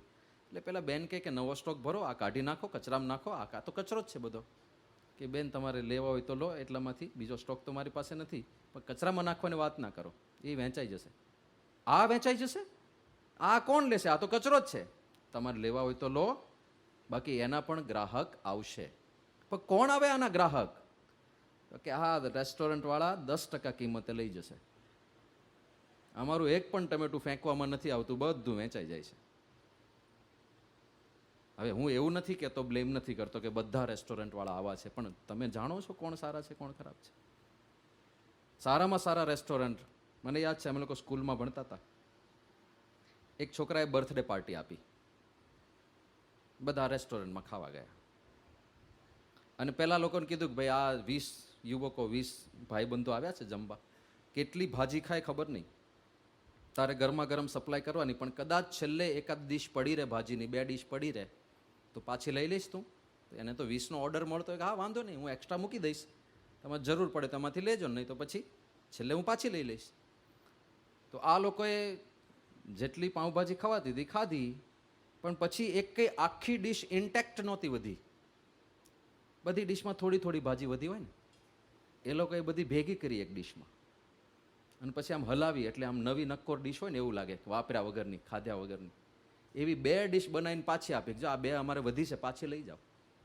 તો પેલો પાછી લઈ ગયો અને ઠંડી થઈ ગયો એટલે પાછી ગરમ કરવા પછી એને મેઇન તવામાં નાખી અને પ્રસાદ પછી બાકીના બધા જમ્યા હશે. એટલે આમાં તો વિશ્વાસ કરાય જ નહીં ને, કારણ કે એ આપણા સગાવાલા નથી કે આપણા માટે બધું શુદ્ધ ને ચોખ્ખું ભણે. એ તો પૈસા કમાવા બેઠેલા માણસો છે, એને શુદ્ધિની કાંઈ ના પડી હોય. મહંત સાહેબ મહારાજ પોતાનો અનુભવ ઘણી વખત કહે છે. વર્ષો પહેલાં જ્યારે એમનું વિચરણ ખૂબ ચાલતું, એક વખત ટ્રેન પકડવાની હશે વહેલી સવારે અને ગયા રેલવે સ્ટેશન ઉપર, અને મહંત સાહેબ મહારાજ જેવા ગયા એ જ વખતે પેલી દુકાનવાળા એણે દુકાન ખોલી, પેલી કંઈક ફરસાણની દુકાનવાળાએ, અને જેવી દુકાન ખોલી અને પેલો તવો જેમાં તેલ ભર્યું હોય તવા ઉપરનું ઢાંકણું ઉપાડ્યું તો એમાં એક ઉંદરડો ડૂબી ગયેલો તેલની અંદર. હવે આટલું મોંઘા ભાવનું તેલ અને આખો કડાયો ભર્યો હોય તો કોઈ નાખી દે? હા, તમે ઘરમાં થયું હોય તો તમે નાખી દો, કે તમને ખબર છે કે ભાઈ અમારા પરિવારજનોની હેલ્થનો સવાલ છે, આ નાખી દે? ના નાખી દે. તો એને ઉંદરડો જ પૂંછડીથી પકડ્યો. આ બધું દ્રશ્ય મહંત સાહેબ મહારાજે નજરે જોયેલું. હા, પૂંછડીથી પકડ્યો. હવે ઉંદરડો થોડું તેલ તો પી જ ગયો હોય ને, એ થોડું જવા દેવાય, નીચોવ્યો અને પછી કચરા પેટીમાં નાખ્યો અને પછી ગેસ ચાલુ કરીને ચલો ગરમા ગરમ ભજીયા ગોટા, ચલો પાલનપુરના પ્રખ્યાત, અને બધા મોજથી કહે યાર આવા ગોટા, યાર આમાં કયું કોમ્બિનેશન કરતા ખબર નથી પડતી યાર, ઘરે તો આવો સ્વાદ આવતો જ નથી દોસ્ત, યાર કેવી રીતે બન્યું છે આપણને કાંઈ જ ખબર નથી. એટલે આ બધાની અંદર ખાનમ પાનમ અશુદ્ધમ યદ ગૃહિણીયાદ વસ્તુ તન નહીં, જે ખાનપાન અશુદ્ધ હોય એ મારા આશ્રિતોએ ન જમવું. કારણ કે ભોજન પ્રત્યે શ્રીજી મહારાજે કીધું પ્રથમનું 18મું વચનામૃત, ભોજન પ્રત્યે અનેક ગુણ હોય છે અને એ ગુણ ખાનારની પ્રકૃતિ ઉપર અસર કરે છે. આપણને સમજાતું નથી આ બધી અસરો, પણ એ અસરો તો છે જ. ભીષ્મ પિતામહ, જે શાંતિ પર્વ છે ને મહાભારતમાં, છેલ્લે શાંતિ પર્વ છે. શાંતિ પર્વ એટલે જ્યારે ભીષ્મ પિતામહ આખા બાણથી વિંધાઈ ગયા હતા અને બાણ પથારી ઉપર પડ્યા હતા અને એમને 18 દિવસ સુધી રાહ જોવાની હતી. એટલે એ 18 દિવસ દરમિયાન પાંડવો એમને મળવા આવે, એમની સાથે વાર્તાલાપ થાય અને અદ્ભુત બધી સિદ્ધાંતોની ને જ્ઞાનની વાતો કરે છે ભીષ્મ પિતામહ. પણ એ વખતે એક વખત દ્રૌપદી અમને કહે છે કે પિતામહ, અત્યારે તો તમે બહુ ડાહી વાતો બધી કરો છો, ધર્મની વાતો કરો છો, અધર્મની વાતો કરો છો, ધર્મના માર્ગે ચાલવું જોઈએ એવી બધી વાતો કરો છો, પણ જ્યારે ભરી સભામાં મારી લાજ લૂંટાતી હતી, જ્યારે ભર સભામાં બધાઈની વચ્ચે મને નિર્વસ્ત્ર કરવામાં આવી હતી, ત્યારે તમારું જ્ઞાન ક્યાં ગયું હતું? ત્યારે તમે હાજર તો હતા જ ને. ત્યારે આ ધર્મ અને અધર્મના લેખાજોખા ક્યાં હતા? અને ત્યારે ભીષ્મ પિતામહ એવું કહે છે કે બેટા, ત્યારે પણ હું આ બધું જાણતો હતો, પણ મેં દુર્યોધનનું અન્ન ખાધેલું, મેં દુષ્ટાત્માનું અન્ન ખાધું હતું, એટલે હું બોલી ના શક્યો. હવે આ અર્જુનની બાણથી જે મને પીડા થઈ, એનાથી મારા એ પાપનું પ્રાયશ્ચિત્ત થઈ ગયું છે, એટલે હવે મારી વાચા ફૂટી છે, હવે હું બોલી શકું છું. તો કોના? હવે દુર્યોધન પોતે તો કઈ રાંધવા ગયો નહીં હોય, દુર્યોધન પોતે રસોડામાં રસોઈ બનાવતા હશે રોજ. એના આધિપત્યનું અન્ન હતું, ખાલી એની માલિકીનું અન્ન હતું. એ ખાધું છે તોય આવો પ્રભાવ પડે છે. તો આપણે કોના માલિકીનું ખાઈએ છીએ, કેવી રીતે બન્યું છે ખાઈએ, કયું પાણી વપરાયું? પાણી ગાળીને વાપરતા હશે, તમને શું લાગે છે? પાણીને ગાળીને બધું શુદ્ધિ રાખીને કરતા હશે. સારામાં સારી હોટલોમાંય પ્રશ્નો હોય છે. હા, પછી આજે એમણે કંઈક વસ્તુ બનાવી અને સ્ટોક વધ્યો, તો વધેલો સ્ટોક નાખી દેતા હશે. એટલે આ બધું ધ્યાન રાખવાની વસ્તુ છે. હવે પ્રશ્ન મોટો એ થાય છે કે એક તો આપણી આસક્તિને લીધે આપણે છોડી શકતા નથી. એનો સ્વાદ એવો ઘરે આવતો નથી, તમે સ્વાદ છોડાવો છો સ્વામી. પણ હવે આપણે સત્સંગી છીએ એટલે બલિદાનને સમર્પણ તો પહેલું જ આવશે. કારણ કે શુદ્ધિની વાત છે, અંતર શુદ્ધ કરવાની વાત છે, અને પરમ શુદ્ધિ આવશે ત્યારે તો ભગવાનની ભક્તિ આપણને યથાર્થ વરવાની છે. તો આ બધી જગ્યાએ દ્રઢ પાબંદીઓ મૂકવી પડે. ઘણીવાર યુવકોને આ બધી ખબર ના હોય ને, સત્સંગી હોય, તિલક ચાંદલો કરતા હોય, પૂજા પાઠ કરતા હોય, પણ બર્થડે પાર્ટીઓ બહાર રેસ્ટોરન્ટમાં રાખતા હોય. એલા શું કરો છો તમે? ત્યાં લસણ ડુંગળી વગરનું બને છે, અને કદાચ બનતું હોય તો શુદ્ધિ રાખીને બનતું હશે, બધું ચોખ્ખું વાપરતા હશે, મસાલા ચોખ્ખા વાપરતા હશે, ત્યાં બધું ભેળસેળ વગરનું વપરાતું હશે. બધું ધ્યાન રાખવું પડે, પણ કશું જ ધ્યાન નથી રાખવું. ઘણીવાર તો કાર્ય કરો, અગ્રેસરો જે કહેવાય કે પછી જે મુખ્ય કહેવાય, જે બીજાને સત્સંગ કરાવતા હોય, જે બીજાને વાતો કરતા હોય, પ્રેરણા આપતા હોય, પણ એ પોતે પાર્ટીઓ પાછી રેસ્ટોરન્ટમાં આપતા હોય. તો બધાએ અંતરદ્રષ્ટિ કરવાની છે. આ તો મને કંઈ ખબર નથી કોણ શું કરે છે, પણ બધાએ પોતપોતાનું વિચારવું પડે. અને બહુ તમને ઈચ્છા થાય તો એકવાર ઋષિચિંતન સ્વામીને કહેવાનું કે સ્વામી, અહીંયા મંદિરે જ કોઈક સારો રસોઈયો બોલાવો અને ચાઇનીઝ બનાવો પ્રસાદમાં, આ મારી સેવા. તો આપણી નજર નીચે તો બને છે. આપણે જેમાં વિશ્વાસ છે એવી તો વસ્તુઓ. એટલે આ બધું કેમ છે? આપણે અમૃત તરફથી કેમ કેટલું બધું બહાર પાડવી પડી પ્રોડક્ટ? આપણે અમૃતની ફરાળી ભાખરી બહાર પાડી, શું કામ? બાર ફરાળીના નામે જે લોટ મળે છે એમાં અડધો ઘઉંનો લોટ નાખે છે. આવા સ્કેન્ડલ પકડાયા છે. હવે આપણે એકાદશી દિવસે આવો લોટ લઈ આવ્યા અને અડધો ઘઉંનો લોટ હોય એટલે રોટલી તો સરસ બને. એટલે આપણને એમ થાય કે યાર આ લોટ સખત છે, આ જબરજસ્ત ફરાળી લોટ છે, આમાં આ જ દર વખતે લાવજો, આ પેલી ઓરિજિનલ રિયલ રોટલી જેવી જ રોટલી લાગે છે. પણ રિયલ જ છે એટલે તો રિયલ જેવી લાગે છે. અને આપણને એમ થાય કે મેં અન્નનો ત્યાગ કર્યો, જેમ મને મહારાજે આજ્ઞા કરી છે એ રીતે એકાદશીનું વ્રત આપણે સુફળ ફળ્યું. તો આવું બધું પકડાયું એટલે પછી નિખિલેશ સ્વામીને બધા સંતો વિચાર કરે છે કે ભાઈ આપણા હરિભક્તોને ફરાળી ચોખ્ખો લોટ મળી રહે, એટલે આપણે અમૃતમાં લોટ બનાવો. હવે એ લોટ વેચો જેથી હરિભક્તો તો બચી જાય. કારણ કે એકાદશી કાંઈ બહુ ઝાઝા માણસો હવે દુનિયામાં કરતા નથી કાંઈ, વૈષ્ણવો અમુક કરે છે ને આપણે કરીએ છીએ. પણ એ યથાર્થ કરીએ એના માટે આ બધું ચોખ્ખું. મસાલામાં કેટલી ભેળસેળ. મને એક હરિભક્તે વાત કરી હતી કે પેલું જીરું છે ને વરિયાળી કરતાં મોંઘું આવે, ઘણું મોંઘું આવે. તો શું કરે હવે, વરિયાળી છે પેલી મોટા મોટા દાણા એ તો ફિલ્ટરમાં વેચાઈ જાય, અને વરિયાળીના નાના નાના ગોંગડા વધ્યા હોય ને જે, એ સાઇઝમાં જીરું જેવા જ હોય, શેપમાં પણ જીરું જેવા જ હોય, પણ કલર એનો ગ્રીન છે અને જીરું થોડું ડાર્ક છે. તો શું કરે, તો પેલા વરિયાળીના ગોંગડા વધ્યા હોય ને એના ઉપર ગોળનું પાણી ચડાવે, એટલે કલર પણ જીરા જેવો થઈ જાય, પણ હજી સ્મેલ નથી જીરા જેવી થઈ. તો શું કરે, 60% જીરું અને 40% આ ગોંગડાવાળી વરિયાળી બધું મિક્સ કરીને વેચે. જીરાની સ્મેલ સ્ટ્રોંગ હોય એટલે બધું જીરું જ લાગે. પાછી અખાદ્ય સામગ્રી નથી, છે વરિયાળી ખાદ્ય સામગ્રી જ, એટલે કોઈને ખબર ના પડે. અને આવા બધા ભેળસેળના માલ ચાલતા હોય છે. ચાલો આમાં હજી કાંઈ નુકસાનકારક નથી, પણ છેતરામણી તો છે ને, લોકો છેતરે તો છે આપણને. એટલે આ બધાથી સત્સંગી જે હોય એને આ ખાનપાન બાબતે અતિશય ધ્યાન રાખવાની વાત છે. કારણ કે જે આપણે ખાઈએ છીએ એનો સુપ્રભાવ કે દુષ્પ્રભાવ એ આપણા અંતઃકરણ ઉપર પડે જ છે. અને એટલા માટે ખાદ્યમ પાનમ અશુદ્ધમ યદ ગૃહણીયાદ વસ્તુ તન્નહી. પછી કહે છે પરિત્યાજ્યમ સદાદ્યુતમ સર્વે સર્વ પ્રકારકમ ત્યક્તવ્યો વ્યભિચારશ્ચ નારીભિઃ પુરુષૈસ્તથા. જ્યાં આગળ ધર્મની વાત આવશે ને તો ધર્મ શબ્દનો આમ અર્થ થાય છે, સીધો લિટરલ મિનિંગ થાય છે કર્તવ્ય. ધર્મ શબ્દ આપણે ત્યાં ધારયતે ઇતિ ધર્મ, જે સમાજને ધારણ કરી રાખે એ ધર્મ. અને સમાજ આખો ક્યારેય સચવાય રહે જ્યારે દરેક પોતપોતાના કર્તવ્ય પ્રામાણિકતાથી અને નિષ્ઠાપૂર્વક નિભાવે. એક શિક્ષક હોય તો આદર્શ શિક્ષક બને, તૈયારી કરે. 1 કલાક ભણાવવાનું હોય તો 1 કલાક તૈયારી કરે અને પછી વિદ્યાર્થીઓને પોતાની મેક્સિમમ એફિશિયન્સીથી ભણાવે. એ એનું કર્તવ્ય થયું. તો દરેક કર્તવ્ય પોતપોતાના યથાર્થ પાળે એને ધર્મ કીધો છે. અત્યારે તો ધર્મ જ લોપાતો જાય છે. હમણાં એક શિક્ષિકા પકડાયા, કેનેડા છે 2 વર્ષથી, અને એમની બદલે અહીંયા કોઈક બીજું જાય છે ભણાવવા અને પગાર ચાલુ. જય હો ગરવી ગુજરાત, જય જય મહારાજ. ક્યાં ધર્મ અધર્મ પ્રામાણિકતા? ધન કમાવાના લોભની અંદર માણસ એટલો નીચો ઉતરી ગયો છે કે જાણે એને એવું લાગે છે કે ઉપર કોઈ છે જ નહીં જે આખું તંત્ર સંભાળતું હોય ને પાપ પુણ્યના લેખાજોખા કરતું હોય.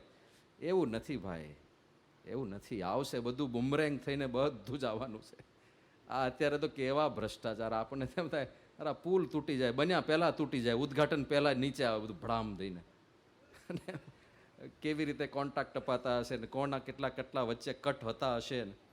હવે પહેલાં લાંચ લેનારને કદાચ એવું લાગે કે મેં તો આટલું લીધું ને થોડો ઓછી ક્વોલિટીનો પુલ બન્યો, એમાં શું મોટી વાત થઈ ગઈ. પણ તને ખબર નથી કે તારા એ ઓછી ક્વોલિટીના રસ્તા વહેલા તૂટી ગયા એને લીધે ખાડામાં કેટલા બધા એના બેલેન્સ ગુમાવ્યા, અને જે લોકોને જે યાતના પડી છે, જે પીડા સહન કરવાની થઈ છે, અને કદાચ કોઈક એક્સિડન્ટને લીધે મરી ગયા છે, એ બધું પાપ આવે છે તારા ઉપર. તને ખબર નથી. તું હસતા હસતા અત્યારે આ બધું લે છે, બ્રાઇબિંગ કરે છે, પણ જ્યારે આવશે ને કેવા કેવા પાપ ચાલે છે દુનિયામાં. એટલે ટૂંકમાં આ આખું જે તંત્ર છે ને, પાપ પુણ્યનું તંત્ર, એના માટે જ આ સત્સંગ દીક્ષા ગ્રંથ છે. આચરણ શુદ્ધિ, વિચારોની શુદ્ધિ, વ્યવહારમાં શુદ્ધિ, કોઈ ભેળસેળ નહીં, કોઈને દગો આપવાનો નહીં, કોઈની હિંસા કરવાની નહીં, કોઈને જાણી જોઈને પીડા આપવાની નહીં. જાણી જોઈને એટલા માટે બોલું છું, ઘણા એમને પીડા પામશે, એની ચિંતા નહીં કરવાની. દાખલા તરીકે તમે ઉત્કર્ષ કરો, તમારો ધંધો આગળ વધે અને કોઈક ઈર્ષાળુ હોય તો એમને પીડા પામશે.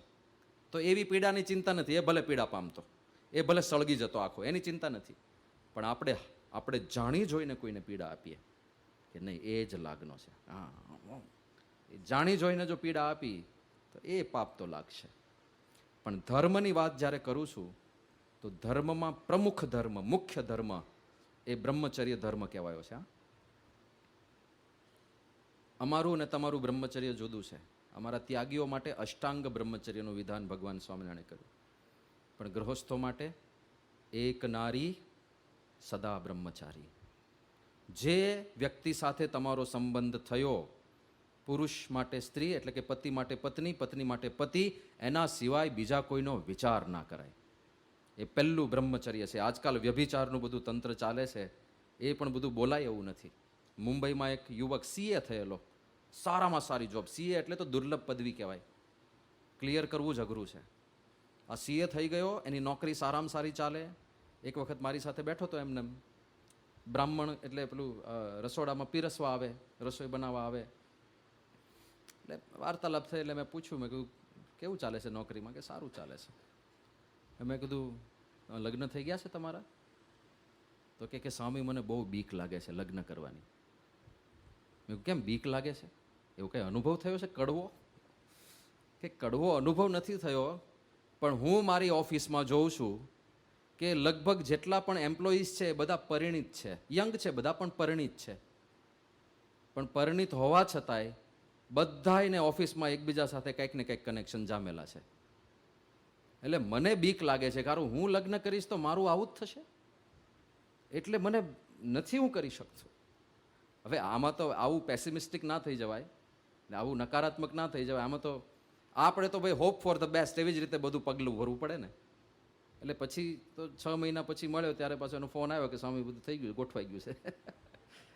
એટલે બિચારો દાળે વળગ્યો ખરો. પણ વ્યભિચાર કઈ હદ સુધી દુનિયામાં ચાલે છે, અને એનું કારણ મોટામાં મોટું કારણ શું છે? જે રીતનું કોન્ટેન્ટ અત્યારે ફિલ્મોની અંદર, મીડિયાની અંદર, વેબ સિરીઝની અંદર પીરસવામાં આવે છે ને, એ માણસના મગજને આવું કરી મૂકે છે, વિકૃત. કે ભાઈ સ્ત્રી અને પુરુષ, પુરુષ ને સ્ત્રી, એમાં કાંઈ જાત નાત કશું જોવાનું ના હોય. પણ વફાદારી તો જોવાની હોય કે નહીં?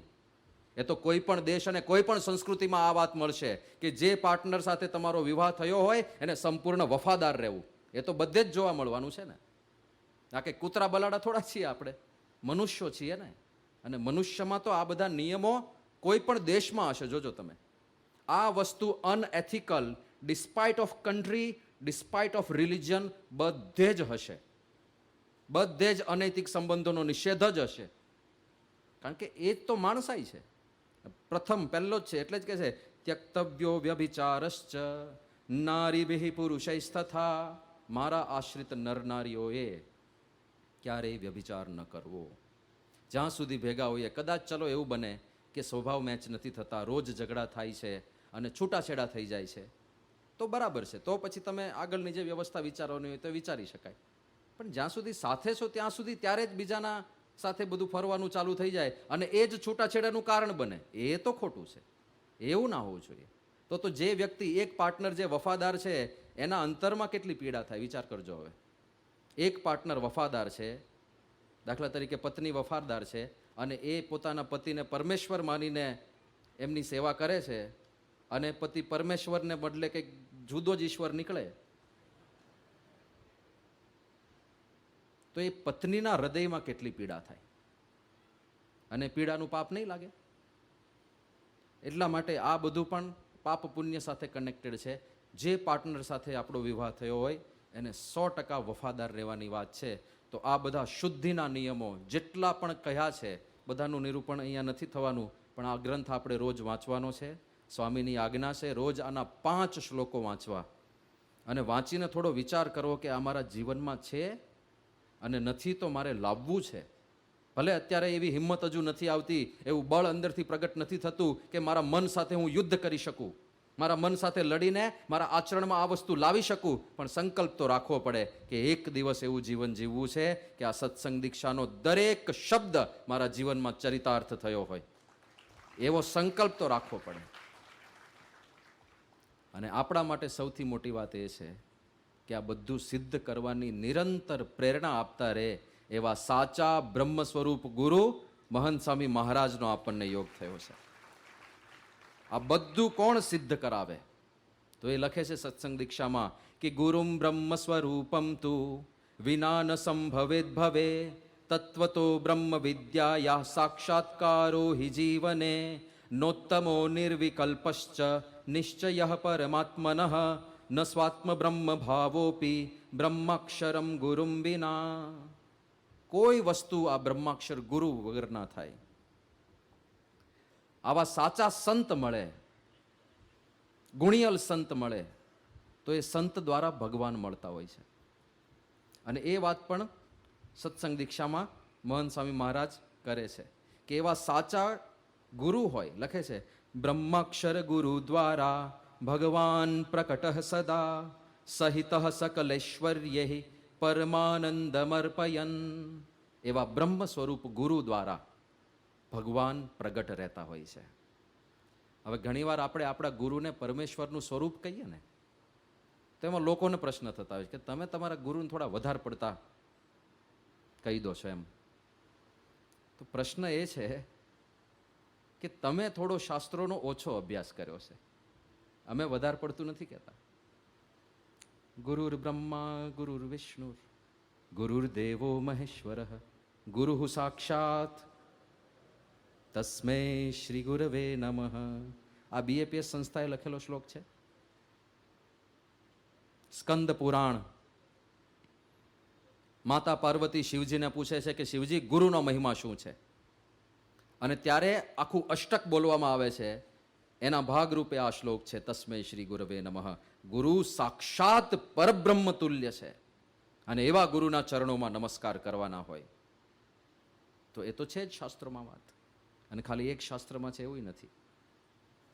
શ્રીમદ ભાગવત મહાપુરાણ, જ્યાં આગળ ગંગાજીના અવતરણની કથા આવે છે, ત્યાં આગળ એવું પૂછવામાં આવે છે, ગંગાજી કન્વિન્સ થઈ ગયા ભગીરથના પુરુષ પ્રયત્નથી કે હવે હું પૃથ્વી પર આવું છું, લોકોના પાપ પકાળીશ, પણ મને બે પ્રશ્ન છે.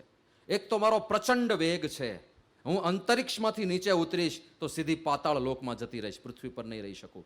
મારા વેગને ઝીલનાર કોઈ સમર્થ તત્વ જોઈશે. અને ત્યારે ભગવાન શિવ મહાદેવ તૈયાર થયા, હું ગંગાને મારી જટામાં ઝીલી લઈશ. જ્યારે જ્યારે આવા ચેલેન્જિંગ કામ હોય ને, વિષ પચાવવાનું હોય, ત્યારે મહાદેવજી ફ્રન્ટમાં આવી જાય તરત જ, ઝેર આપણે પચાવીશું. અને ગંગાનો વેગ ઝીલવાનો હતો તો દેવાધિદેવ મહાદેવ કહે છે કે હું ગંગાને મારી જટામાં ઝીટી લઈશ અને પછી ધીરે ધીરે છોડીશ જેથી પૃથ્વી પર રહી શકે. એટલે મહાદેવજીનું ચિત્ર તમે જોશો, આ એમને જટામાંથી એક શેર નીકળતી હોય છે ગંગા માતાની. તો પહેલો પ્રશ્નનું સમાધાન થઈ ગયું. બીજો પ્રશ્ન ગંગાજીને એ હતો કે હું પૃથ્વી પર આવીશ, લોકો મારી અંદર પાપ ધોશે, અને તમે પાપ ધોવો એટલે જાય ક્યાં? તમે પાણીથી હાથ ધોવો તો તમારા હાથનો કચરો જાય ક્યાં? પાણીમાં. લોકો મારી અંદર પાપ ધોશે, એ પાપ મારી અંદર આવશે, મારામાં આવેલા એ પાપ કોણ ધોશે? એનો જવાબ આપો, પછી હું પૃથ્વી પર આવું. અને એ વખતે જવાબ શું આપવામાં આવે છે? સાધવઃ ન્યાસિનઃ શાંતા બ્રહ્મિષ્ઠા લોક પાવના. એવા સાચા સંત, ન્યાસિનઃ, જેના અંતરમાં જગત ના હોય, જેના અંતરમાંથી સંસાર શૂન્ય થઈ ગયો હોય. સાધવઃ ન્યાસિનઃ શાંતાઃ, જે પરમ શાંત હોય. બ્રહ્મિષ્ઠા, જે બ્રહ્મ સ્વરૂપ હોય. લોક પાવના, અને આવા જે સંત હોય એમનું સત એટલું હોય, એમનું પુણ્ય ને દૈવત એટલું હોય કે એમની ઉપસ્થિતિ માત્રથી આખો લોક પાવન થઈ ગયો હોય. આવા સંત જ્યારે તમારી અંદર સ્નાન કરશે ત્યારે તમારા પાપ બધા બળીને ભસ્મ થઈ જશે. હવે કારણ આપે છે કે કેમ આવા સંત જ્યારે સ્નાન કરે ત્યારે તમારા પાપ બધા બળી જશે. તેષુ આસ્તે અગભિદ હરિહિ, કારણ કે એવા સંતમાં પરમાત્મા રહે છે અને એ પરમાત્મા પાપોને તોડી નાખે છે, પાપોને બાળી નાખે છે. તો આ સંત પરમાત્માના ધારક છે. એ ત્યાં પણ આવ્યું. અને પાછો આગળ કાઉન્ટર પ્રશ્ન ના થાય એમાં કે પાપ ગંગામાં ગયા અને ગંગાના પાપ હવે સંતમાં ગયા, તો એ સંતના કોણ બાળશે? કારણ કે સંતમાં ગયા નથી. શબ્દ શું છે? તેષુ આસ્તે અગભિદ હરિહિ. અઘ એટલે પાપ અને ભિદ એટલે ભેદી નાખનાર, છેદી ભેદીને બાળીને ભૂકો કરી નાખે. એટલે સંતના યોગથી પાપ બધા બળીને ભસ્મ થઈ રાખ થઈ જાય છે, ઉડી જાય છે હવામાં. એટલે હવે રહેતા જ નથી, કારણ કે ભગવાન એમની અંદર સમ્યક પ્રકારે રહેતા હોય છે. એવા સંત. હા, અને આ કોઈ પણ ભગવાધારીની વાત નથી. ઘણીવાર સંત શબ્દ લોકોને તો ખબર જ નથી કે સંતમાં ઓળખવાનું હોય છે, સાચા ખોટાના ભેદ હોય છે. અને આપણા સંપ્રદાયમાં બધા કીર્તનમાં તમે સાચા સંતના અંગ એંધાણ રે જોઈ લેવા જીવડીએ, જેના મળવે માન્યું કલ્યાણ રે તેને જોવા ઘડી ઘડીએ. જેના મળવાથી આપણે કલ્યાણ માનીએ છીએ એવા સંતના પારખા તો કરવા પડે કે નહીં? એમને ના કોઈને સંતને ગુરુ બનાવી લેવાય. સાચા સંતના અંગ એંધાણ. એટલા માટે દેવાનંદ સ્વામી કહે છે કે માટે સેવે તું સાચા સંતને રે. સાચા વિશેષણ મૂકવું પડ્યું. કેમ સાચા એવું વિશેષણ મૂક્યું? કારણ કે ખોટા પણ હોય અને ખોટું જાજવ હોય, સાચા ઓછા હોય. દુનિયા ખોટાની છે ને. જે વસ્તુ ચાલે એનું તમને નકલી બ્રાન્ડ મળી જ જાય. જે વસ્તુ ચાલે, અરે સાધારણ પેલું ઉત્તરાયણ વખતે પતંગ ચગાવવાની દોરી આવે છે ને, એમાં એ લોકો પેલું સ્ટીકર મૂકે છે કે આ સ્ટીકર જો ને ઓરિજિનલ જ લેજો, કારણ કે આમાંય ડુપ્લિકેટ હોય છે. અને ડુપ્લિકેટ એટલું ચળકે આપણને ઓરિજિનલ જેવું જ લાગે. ડૉક્ટર સામે એક વખત મુંબઈ એક પાર્લા વિસ્તારમાં આપણા હરિભક્તની ત્યાં પધરામણી હતી. તો ઠાકોરજીને ફ્રૂટનો થાળ ધરાવ્યો, પણ ત્યાં ટેબલ ઉપર એક કેરી પડેલી. એટલે ડૉક્ટર સ્વામી કે પ્રસાદ પૂરતો છે તો આ કેરી છે ને એને કાપતા નહીં, હવે એને આપણે મંદિરે લઈ જઈશું, ત્યાં ઠાકોરજીને ધરાવશું. તો પેલા સંતે કેરી ઉપાડીને બેગમાં મૂકવા માટે હાથમાં લીધી અને તરત પાછી મૂકી દીધી.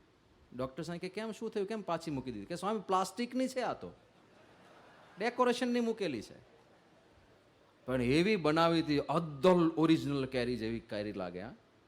આ દુનિયામાં અસલ નકલનો ભેદ લોકોને ખબર નથી. તો પહેલાં તો આપણે ભાગ્યશાળી કે આપણને એ ખબર પડી કે અસલ નકલનો ભેદ હોય છે અને અસલ પાસે જવાનું હોય છે, સાચાને ઓળખવાના હોય છે. બીજું, સાચાને ઓળખવા શું જોવાનું એ ખબર પડી. લોકોને કદાચ એ ખબર હોય કે ચલો સાચા ઓળખવા, પણ કેવી રીતે ઓળખવા તો એ ખબર નથી.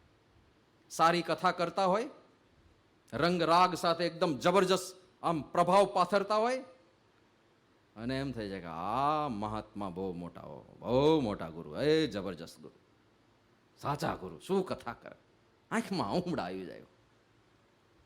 તો એ લક્ષણ નથી. કોઈ પણ શાસ્ત્ર ઉપાડો, કોઈ પણ જગ્યાએ એવું નથી લખ્યું કે જે કથાકાર હોય એ સંત હોય.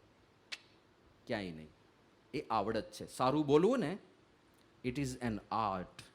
જેમ કોઈક સારું લખી શકે, લેખક, જેમ કોઈક સારું ગાઈ શકે, ગાયક, જેમ કોઈક સારું વગાડી શકે, સંગીતકાર, આ બધી કળા છે, આર્ટ છે. એમ કોઈક સારું બોલી શકે, એ આર્ટ છે. હા, એ કળા છે. કદાચ બોલતા હોય પણ જીવનમાં એનો એક અંશ પણ ના હોય, આવું પણ બને. અને અત્યારે તો આ કથાકારોને તો બહુ જાજુ બોલાય નહીં પાછું. એક કથાકાર તરીકે કથાના નામે ધંધા ચાલે છે. એક જગ્યાએ ભાગવત પારાયણ કોકે બેસાડી હશે અને આમંત્રણ હતું, એટલે મોઢું દેખાડવાને અભિવાદન કરવા જવાનું હોય. આપણે સંબંધો બધા સાથે હોય. એટલે અમે ગયા, બે સંતો. વક્તાને હાર પહેરાવ્યો. હાર પહેરાવીને પછી સીધું નીકળે તો જવાય નહીં. 5-10 મિનિટ સાંભળવાનું હોય પાછું. વ્યવહાર છે તો એ તો એની રીતે જ ચાલે. એટલે હું ઓડિયન્સમાં 10 મિનિટ સાંભળવા બેઠો. અને પેલા વક્તાએ સરસ મંગલાચરણ કરીને ગાન ને બધું, બાજુમાં સાજ સમાજ હોય, મંજીરાવાળા હોય ને જીલવાવાળા હોય ને બધું જબરજસ્ત, આખું તંત્ર તો જોરદાર હોય. અને કથા પણ એટલી પ્રભાવક કે આપણને આમ એમ થાય સાંભળ્યા કરીએ. પણ એ જ કથામાં એના ભાગરૂપે પેલા વક્તા એવું બોલ્યા કે જો નિસ્વાર્થ ભાવે કથા થાય એ જ સાચી કથા હોય છે. આટલું સરસ આયોજન છે, પણ મેં આ આયોજનમાં આટલું પણ એક પૈસો પણ ચાર્જ નથી લીધો. આવું એ વક્તા બોલ્યા.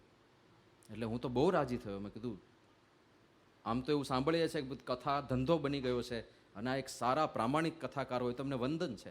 પણ હજી જેવું એ વાક્ય એ બોલ્યા ને, મારી બાજુમાં આખી કથાના મુખ્ય આયોજક બેઠા હતા.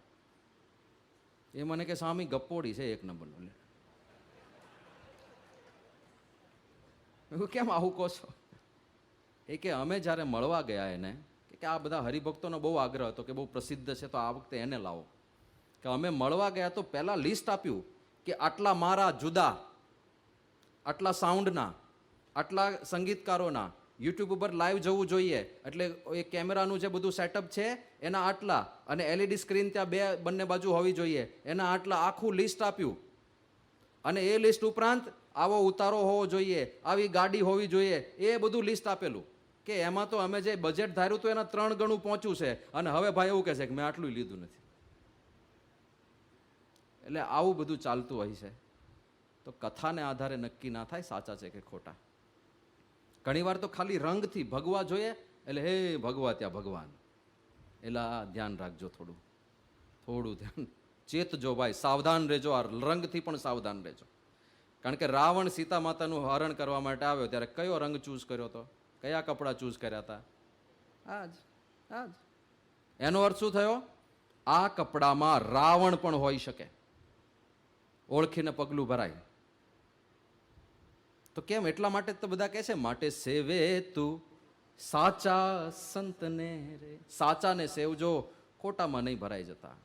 અને જ્યારે લક્ષણો જોઈએ ત્યારે બધા શાસ્ત્રો એક જ લક્ષણો, એક જ પ્રકારના લક્ષણો નિરૂપે છે.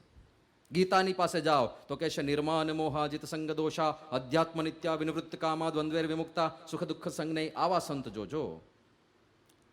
રામાયણની અંદર જ્યારે વાલ્મીકી ઋષિના આશ્રમમાં રામચંદ્ર ભગવાન પધારે છે અને રામચંદ્રજી પ્રશ્ન પૂછે છે કે મુનિવર મારે રહેવું ક્યાં? હું આ જંગલમાં નવો આવ્યો છું, જંગલનો મને પરિચય નથી, તો એવી જગ્યા બતાવો જ્યાં હું રહી શકું, જ્યાં પાણી નજીકમાં હોય, જ્યાં ખોરાકની વ્યવસ્થા થઈ શકે એવું હોય. વાલ્મીકી મુનિ કહે છે કે હે પ્રભુ, કેવો પ્રશ્ન પૂછો છો? દુનિયામાં એવી કઈ જગ્યા છે જ્યાં તમે નથી રહેતા? જગ્યા પૂછો છો? રામચંદ્ર ભગવાન કહે છે કે એવું નહીં, આ જંગલની વાત કરો. ત્યારે પણ વાલ્મીકી હવે એક સ્થાન બતાવે છે કે જ્યાં ભગવાન નિરંતર રહે છે. જગ્યા જંગલની નહીં, એક વ્યક્તિ બતાવે છે જે વ્યક્તિમાં ભગવાનનો નિવાસ છે. આપણે વાત કરીએ ને ગુરુ દ્વારા ભગવાન પ્રગટ રહે છે, એ જ સિદ્ધાંત આવે છે. પણ એ કેવા ગુરુ દ્વારા રહે છે, કેવા સંત દ્વારા ભગવાન પ્રગટ રહે છે? કામ કોહ મદ માનન મોહા લોભન છોભન રાગન દ્રોહા जिनके कपट दंभ नहीं माया तिनके हृदय बसहूं रघुराया. હે રઘુરાય, તમે એવા સંતના હૃદયમાં નિવાસ કરો છો. કામ કોહ મદ માન ન મોહા, જ્યાં કામ ના હોય, ક્રોધ ના હોય, મદ ના હોય, અહંકાર ના હોય, મોહ ના હોય, લોભ ન ક્ષોભ ન રાગ ન દ્રોહા, જે ક્યારેય કોઈ લૌકિક પંચ વિષયમાં લોભાઈ ના જતા હોય, જેને કોઈ ધર્મ આચરણમાં ક્યારેય ક્ષોભ ના થતો હોય, કોઈના પ્રત્યે વિશેષ રાગ ના હોય, કોઈનો દ્રોહ ના કરતા હોય, આવા જિનકે કપટ દંભ નહીં માયા, જ્યાં કપટ ના હોય, જ્યાં દંભ ના હોય, આવું પવિત્ર નિર્મળ વ્યક્તિત્વ જ્યાં દેખાય ત્યાં ભગવાન સાક્ષાત પ્રગટ હોય છે. ત્યાં તમે રહો છો પ્રભુ. અને હવે મહંત સ્વામી મહારાજને જુઓ.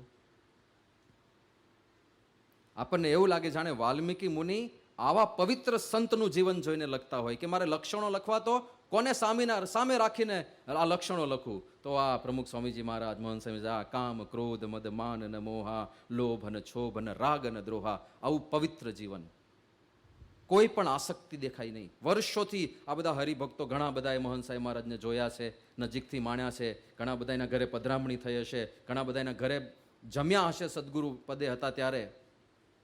શું આસક્તિ? કાંઈ જ નહીં. એમને શું ભાવે? શું ભાવે એવો પ્રશ્ન પૂછો તો સેવકો જવાબ નથી આપી શકતા. મહંત સાહેબ મહારાજને શું ભાવે? કારણ કે કોઈ વસ્તુની ફરમાઈશ કરી હોય તો ખબર પડે ને કે આને આ ભાવે છે. આપણે તો ફરમાઈશ કરે કે હવે સેન્ડવિચ બનાવે 15 દિવસ થઈ ગયા, હવે ફરીથી રિપીટ તો કરો ભાઈ, ખબર તો પડી જાય. એક પણ વખત કોઈ ફરમાઈશ નહીં. બોલો. હી હેઝ ડેડિકેટેડ સાધુ. એમની સાથે એક સંત હોય કે જેમને જાજી સેવા પહેલાં નહોતી, પહેલાં તો રસોઈ બનાવવાની એમને એટલું જ, કારણ કે એમને વેદે કીધું હતું કે તમારે હૃદયની પ્રકૃતિ જે રીતે છે એ પ્રમાણે થોડું મોડું જમવું. તો મોડું એટલે એમને સાવ મીઠું કાઢી નાખ્યું અને બાફેલું જ જમે, એવું જ કરી નાખ્યું. એમની પ્રકૃતિ એવી કે એમને આ રસબસમાં બહુ કંઈ રસ જ નથી પહેલેથી. એક હરિભક્ત હમણાં મળ્યા હતા, એ કે સ્વામી મારા ઘરે મહંત સાહેબ મહારાજ આવ્યા અને પછી એમની જે રસોઈ હોય એમને તો થોડું બધામાંથી લીધું હોય, પણ જે રસોઈ એમના માટે બની હોય આપણા માટે તો પ્રસાદ કહેવાય ને. તો કે એક કોળિયો ખાધો પછી બીજો ખાવાની ઈચ્છા ના થાય, એવી મોળી કોઈ સ્વાદ ના આવે. એટલે એમનો થાળ આખો મળી ગયો હોય ને પ્રસાદીનો, તો આપણે રાજી ના થઈએ? આમ રાજી થઈએ પાછા કે પ્રસાદ મળ્યો, પણ વહેંચીને ખાઈએ. પ્રસાદ તો બધાને આપવાનો હોય ને, મોઢામાં જવો જોઈએ ને. જગતે અનાસક્ત છો, જે પ્રમુખ સ્વામી મહારાજ માટે કહેવાયું, શોભો સાધુ ગુણે સદા સરળ ને જગતે અનાસક્ત છો, એવી જ અનાસક્તિ ગુરુહરિ મહંત સ્વામી મહારાજમાં વર્ષોથી બધાએ જોઈ. બાકી આપણી બાજુમાં તો એકવાર જમવા બેસે ને ખબર પડી જાય શું ભાવે છે. તમારા મિત્રના લગ્ન હોય અને તમારી બાજુમાં બેઠેલાને પૂછો કે આને શું ભાવે છે, દૂધપાક. કેમ? 26મી વાટકી ચાલે છે. આપણે કે તું મારી વાટકીઓ ગણેશ, તારે 27મું સમોસું ચાલે છે એ જો ને પાછું. આપણી બાજુમાં એકવાર બેસે ને એને ખબર પડી જાય કે આપણને શું ભાવે છે. અને આખી જિંદગી એમને પીરસનાર લોકોને ખબર ના પડે, એમના માટે રસોઈ બનાવનાર લોકોને ખબર ના પડે કે એમને શું ભાવે છે. બોલો. તો આવું અનાસક્ત જીવન, એ જ લક્ષણો બધા કયા છે. અહમ શૂન્યતા, આ બે જ વસ્તુ ખાલી જોવો ને એમાં બધું આવી જાય. અનાસક્તિ અને અહમ શૂન્યતા. આસક્તિ અને અહંકાર, આ બે જ મોટામાં મોટા દોષ છે. એ બે દોષ ટળ્યા એટલે ભગવાન પ્રગટ થઈ ગયા, સમજી લેવાનું. અનાસક્તિ છે, અહમ શૂન્યતા તો જુઓ, એમના કાર્ય સામે દ્રષ્ટિ કરો તો શું કાર્ય કરે છે. એવરી યર ભણેલા ગણેલા 40 નવયુવાનો એમના ચરણોમાં જીવન સમર્પિત કરીને સાધુ બને છે.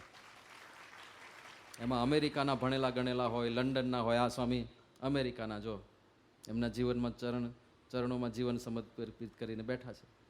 તો દર વર્ષે 40 નવયુવાનો તમારા ચરણોમાં જીવન અર્પણ કરે ને જે આજ્ઞા કરે એ કરવાની તત્પરતા પાછી. હવે ક્યાં અમેરિકામાં રહેતા હોય અને ક્યાં અહીંયા આપણી સભામાં બધાને ઘરે ઘરે પધરામણી કરી રહ્યા છે. આ તો અહીંની આજ્ઞા થઈ એટલે, બાકી સાંકરી વિસ્તારમાં અને વનવાસી વિસ્તારમાં આજ્ઞા થઈ હોત તો ત્યાં બધા ગયા છે. એમની બેચમેટ જે ત્યાંથી આવ્યા હોય એમાંથી અમુક અત્યારે આદિવાસી વિસ્તારમાં ફરે છે. બધી જ તૈયારી સાથે. કોઈ માણસનો ગર્વ ક્યાં પહોંચે. બાકી આ જમાનામાં સગા દીકરાને એવું કહેવું હોય ને, પેલા ઊંચા ઊંચા વાળ કરીને આવ્યો ને, સ્પાઇક્સ, અને પપ્પાને ગમે નહીં તો પપ્પા એના ભાઈબંધને કહે છે કે આ કેવો લાગે, શેઢાડીના પીછા જેવા વાળ કરીને આવ્યો છે. પણ દીકરાને નહીં કહી શકે કે બેટા આ ખરાબ લાગે છે. એક સગા દીકરાને વાળ કપાવવાનું પિતા નથી કહી શકતા, અને આ વાળ નહીં, આ બધું કરીને બધું નવરા કરીને મૂકી દીધા અહીંયા નહીં. આખો સંસાર છોડાવી દે અને દર વર્ષે 40 આવે પાછા, બધી આજ્ઞા. કેવો અહંકાર માણસને જાગે. જુઓ તો ખરા મેં શું કામ કરી નાખ્યું. અને બીજા કામ તમે જુઓ, જાયન્ટ, ભારતની માર, દુનિયાનું સૌથી મોટું હિન્દુ મંદિર, રોબિન્સવિલનું અક્ષરધામ, સર્જક મહંત સ્વામી મહારાજ. યુએઈમાં, એક મુસ્લિમ દેશમાં પ્રથમ પારંપરિક હિન્દુ મંદિર, ઇતિહાસ સર્જાઈ ગયો અને રચનાર છે મહંત સ્વામી મહારાજ. અને દર અઠવાડિયે એક, આપણે જે આ મંદિર છે આપણું હરિમંદિર કહેવાય, બીએપીએસ સંસ્થામાં દર અઠવાડિયે એક આવું હરિમંદિર બને છે. અને બધું કાર્ય થાય છે અને છતાંય પોતાના કાર્યથી સંપૂર્ણ નિર્લેપ. ક્યારેય સ્વપ્નમાં પણ એવું ના બોલે કે જુઓ તો ખરા આપણે શું કમાલ કરી દીધી. ક્યારેય નહીં. પ્રમુખ સ્વામી મહારાજનો શતાબ્દી મહોત્સવ આપણે બધાએ માણ્યો. શું એની ભવ્યતા, શું દિવ્યતા, શું વાતાવરણ, કેવી કેવી પ્રેરણાઓ લઈને લોકો ગયા. અને એ મહોત્સવના સર્વા મહંત સ્વામી મહારાજ હતા. જ્યારે જ્યારે પ્રશ્ન થયા, કામ અટક્યા, ત્યારે કેવળ એમના આશીર્વાદથી કામ થયા છે. દરેક વિભાગનો અનુભવ છે. એમણે કંઈક એવું દૈવત મૂક્યું હતું. ગઈકાલે જ એક હરિભક્ત વાત કરતા હતા કે સ્વામી થાક જ નહોતો લાગતો. ત્યાં વ્યારામાં એક હરિભક્તે વાત કરી કે અમે 55 વર્ષના છીએ, ઘરે અમે એક વસ્તુ પકડીને 10 મિનિટ ઊભા નથી રહી શકતા, એવા શરીર થઈ ગયા તકલાદી. પણ ત્યાં અમે શતાબ્દી મહોત્સવની સેવામાં આવ્યા, ખાલી 5 કલાક આરામ મળતો હતો. આખો દિવસ ખડે પગે સેવામાં રહેતા હતા, તોય કંટાળો નહોતો આવતો, થાક નહોતો લાગતો અને કાંઈ શરીરને અસર જ નહોતી થતી. અને ગઈકાલે જે ભાઈ અમને મૂકવા આવ્યા હતા એ કે સ્વામી કમરનો દુખાવો હતો મને, અને પહેલી જ વાર જ્યારે સેવા સોંપાય ને ત્યારે તગારા ભરવાની સેવા સોંપાય. હવે કમર દુખતી હોય ને તગારા કેવી રીતે ભરવા? કારણ કે મેં નક્કી કર્યું કે પાછી પાની મારે નથી કરવી, અને તગારા ભર્યા. સ્વામી ત્યારથી કમરનો દુખાવો ગયો. આ 1.5 વર્ષ થવા આવ્યું ત્યાર પછી દુખી જ નથી કમર. સામર્થ્ય મૂક્યું હતું કાંઈક. તો જ્યારે જ્યારે કામ અટકે એમના આશીર્વાદથી થાય. પણ એ સભાના મંચ ઉપર બાપા બેઠા હોય અને એમના મુખારવિંદ ઉપર અહંકારની એક રેખા ના જોવા મળે, એમની વાણીમાં અહંકારનો એક હરફ ના જોવા મળે, અને એમના જોડેલા હાથ, એમની આંખોમાં નમ્રતા, અને આપણને બધાને વંદન કરે. આપણે અંતર્દૃષ્ટિ કરીએ તો ખબર પડે કે આપણે વંદન કરવા જેવા છીએ કે નહીં, પણ આપણને બધાને નમી નમીને પગે લાગે.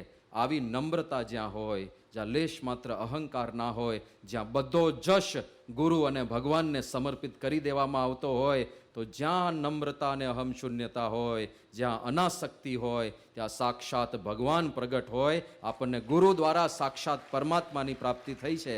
તો એવા ગુરુ દ્વારા આ સત્સંગ દીક્ષા શાસ્ત્રની આપણને ભેટ મળી છે. આ સત્સંગ દીક્ષામાં જે કાંઈ પણ આજ્ઞાઓ અને ઉપાસનાના સિદ્ધાંત છે, આપણા જીવનને કૃતાર્થ કરવા માટેના છે.